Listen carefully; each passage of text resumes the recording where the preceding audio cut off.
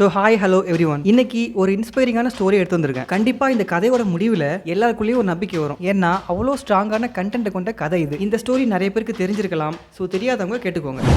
ஒரு நாடோடி இருக்கான். அந்த நாடோடி கிட்ட ஒரு படகு இருக்கு. அந்த படகை யூஸ் பண்ணி கடல்ல அவன் ஒவ்வொரு நாடா போய் அங்க கொஞ்ச நாள் தங்கி வேலை பார்த்து அந்த நாட்டோட பழக்க வழக்கத்தை கத்துப்பான். இதுதான் இவனோட வேலையே. இப்படி இருக்க இந்த நாடோடி ஒரு நாள் ஒரு நாட்டுக்கு போறான். உள்ளுக்குள்ள போனா இவனுக்கு சரியான ஷாக்கு. ஏன்னா அந்த நாட்டுல இருக்கிற எல்லாரும் ரொம்பவே சந்தோஷமா இருக்காங்க. எப்படின்னா அந்த நாட்டுல உள்ள எல்லாருக்கும் சாப்பாடு இருக்கு, தங்க வீடு இருக்கு, தங்க நகைங்க, துணிமணி, இப்படி எல்லார்ட்டையுமே எல்லாமே இருக்கு. இதை பார்த்துட்டு அவனுக்கு சரியான ஷாக்கு. ஏன்னா இவன் ஒரு நாடோடி இல்ல, இவனுக்கு தெரியும் ஒரு நாட்டுக்குள்ள மக்கள் எப்படிலாம் இருப்பாங்க. ஃபார் எக்ஸாம்பிள் சில நாட்டுல சில மக்களுக்கு சாப்பாடு இருக்காது, தங்க வீடு இருக்காது, போட்டுக்கு ட்ரெஸ் இருக்காது, திருடன் இருப்பான், கொள்ளக்காரன் இருப்பான். இப்படியா ஒரு நாடுனா எல்லா விஷயமும் கலந்துருக்கும். ஆனா இங்க இவன் பார்த்த காட்சியே வேற. ஏன்னா இங்க எல்லாருமே சந்தோஷமா இருக்காங்க. எல்லார்கிட்டையும் எல்லா வசதியும் போதுமான அளவுக்கு இருக்கு. ரொம்ப ஆச்சரியப்பட்டு போய் இந்த நாடோடி ஒரு கடைக்காரர்கிட்ட பேச்சு கொடுக்குறான். அப்போ இந்த நாடோடி அவர்கிட்ட கேட்கறான், எப்படி இந்த நாட்டுல எல்லாருமே சந்தோஷமா இருக்காங்க, எல்லார்கிட்டையும் எல்லா பொருளும் இருக்கு, எப்படி இது சாத்தியம் அப்படின்னு இவன் கேட்க, அதுக்கு அந்த கடைக்காரர் சொல்றாரு, இது எல்லாத்துக்கும் காரணம் எங்க நாட்டை ஆண்ட மன்னர்கள் தான். ஆட்சி பண்ற ஒவ்வொரு மன்னனும்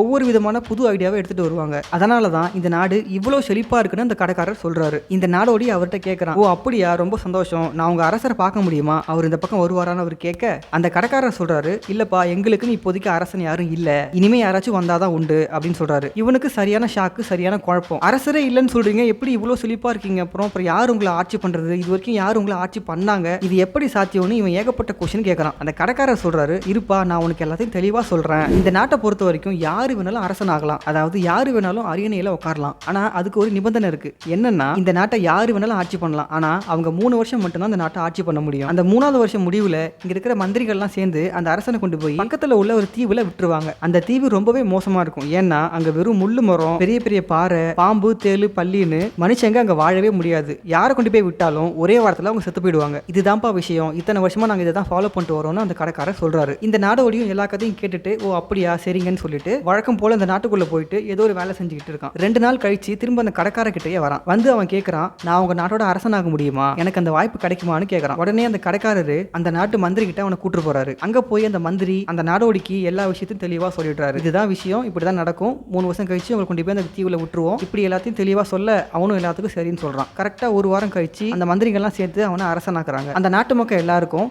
அடுத்த 3 வருஷத்துக்கு இவன் தான் அரசன்னு எல்லார்கிட்டையும் சொல்லிடுறாங்க. ஒரு வழியா இவன் அரசன் ஆயிட்டான். முதல் வருஷம் ஆரம்பிக்கிறப்போ இவன் ஒரு விஷயம் பண்றான். என்ன பண்றான்னா, ஒரு பெரிய கப்பல்ல ஒரு 100 பேரை ஏத்திட்டு போய் அந்த தீவுல இறக்கி விடுறான். ஒரு தீவு சொன்னாங்கல்ல 3 வருஷம் கழிச்சு அந்த தீவுல போய் விட்டுருவாங்கன்னு, அந்த தீவு. இந்த 100 பேர்ல 50 பேர் மரம் வெட்டுறவங்க, 50 பேர் ஆசாரிங்க. இவங்க என்ன பண்றாங்கன்னா, அந்த தீவுல இருக்கிற அத்தனை மரத்தையும் வெட்டி பெரிய பெரிய பலகையா செய்யறாங்க. இந்த வேலை ஒரு வருஷம் ஃபுல்லா நடக்குது. இப்போ ஒரு வருஷம் முடிஞ்சதா, அடுத்த வருஷம் ஆரம்பிக்குது. அதே மாதிரி ஒரு 100 பேரை ஒரு பெரிய கப்பல்ல ஏத்தி கொண்டு போய் அந்த தீவுல இறக்கி விடுறான். இந்த 100 பேர் யாருன்னா, பாம்பு, பல்லி, தேளு இதெல்லாம் பிடிக்கிறவங்க. இன்னும் தெளிவா சொல்ல போனா விஷ ஜந்துக்களை பிடிக்கிறவங்க. இவங்க என்ன பண்றாங்க, அந்த தீவுல இருக்கிற அத்தனை பாம்பு, பல்லி, தேளு எல்லாத்தையும் பிடிச்சி கொல்றாங்க. இப்ப கடைசி வருஷம் ஆரம்பிக்குது, அதாவது 3வது வருஷம். இப்பயும் அதே மாதிரி ஒரு 100 பேரை ஒரு பெரிய கப்பல்ல ஏத்தி கொண்டு போய் அந்த தீவுல இறக்கி விடுறாங்க. இவங்க யாருன்னா, ஒரு பெரிய பாறையை ஒரு பெரிய அரண்மனை இல்ல ஒரு சின்ன வீடு அந்த மாதிரி மாத்துறவங்க. இவங்க என்ன பண்றாங்கன்னா, அந்த தீவுல இருக்கிற மொத்த பாறையையும் சின்ன சின்ன வீடுகளாகவும் அந்த வீட்டுக்கு போறதுக்கான பாதையும் செய்யறாங்க. இதெல்லாம் ஒரு பக்கம் நடந்துட்டு இருக்க, எப்போதும் போல அந்த நாட்டு மக்களும் மந்திரிகளும் சந்தோஷமா இருக்காங்க. சோ கரெக்டா 3 வருஷம் முடியுது. 3 வருஷம் முடிஞ்ச உடனே அந்த மந்திரிங்க வந்து சொல்றாங்க, இந்த நாட்டு வழக்கப்படி நாங்க உங்களை தீவுல கொண்டு போய் விட்டுறோம் அப்படின்னு மந்திரிங்க சொல்ல, இவனும் சரி ஓகே போலாம் அப்படின்னு கிளம்புறான். ஒரு கப்பல்ல அந்த நாடோடி அப்புறம் அமைச்சர்கள் எல்லாரும் கிளம்புறாங்க. கிளம்பி அந்த தீவுல போய் இறங்குறாங்க. பார்த்தா அத்தனை பேருக்கும் ஷாக்கு. ஏன்னா மனுஷங்களே இருக்க முடியாத அளவுக்கு இருந்த அந்த தீவு இப்போ ஒரு சொர்க்கம் மாதிரி காட்சி அளிக்குது. இந்த நாடோடி இந்த 3 வருஷத்துல அந்த தீவை மொத்தமா மாத்திட்டான். அதாவது மனுஷங்க வாழக்கூடிய அளவுக்கு அந்த தீவை மாத்திட்டான். அந்த மந்திரிங்களால எதுவுமே பண்ண முடியல. ரூல் படி அவனை அங்க இறக்கி விட்டுட்டு இவங்க போயிடுறாங்க. அந்த நாடோடி ஒரு 2 வருஷம் அங்கேயே இருக்கான். ஒரு 100-200 பேர் அங்க சேர்ந்துட்டாங்க. இந்த 100-200 பேருமே நாடோடிகளா இருந்தவங்க. சோ இவங்க எல்லாரும் சேர்ந்து அந்த தீவுல வாழ ஆரம்பிச்சாங்க.